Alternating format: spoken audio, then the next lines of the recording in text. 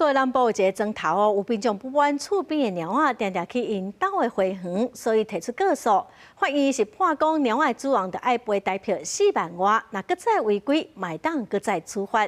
所以主人哦，只好将猫仔关伫厝里。也毋过当地嘛是有规定讲，有人饲的猫仔是当伫因兜1公里内来活动，所以就有动保团体是批评讲，法院的判决无顾到动物的权益。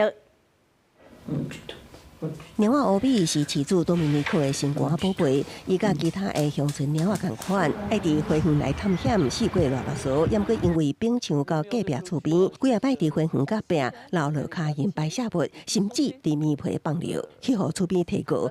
今日法院判饲主450块后还赔款，加上800后还的诉讼费，拢总爱付大约代票44000外块的罚金。若搁还每一摆也搁要罚。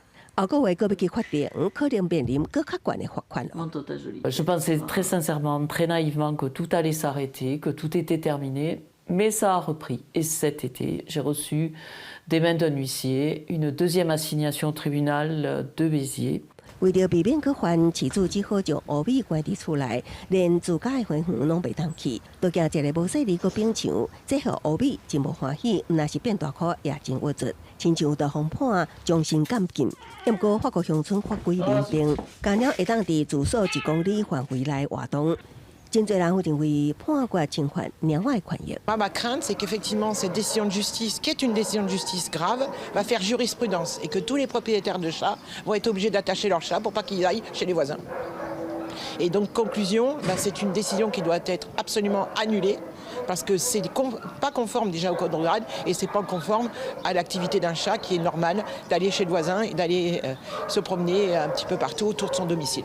厝边也讲，附近本来就有真侪猫仔自由活动，无应该单独针对乌米。这个案最近已经伫法国引起讨论。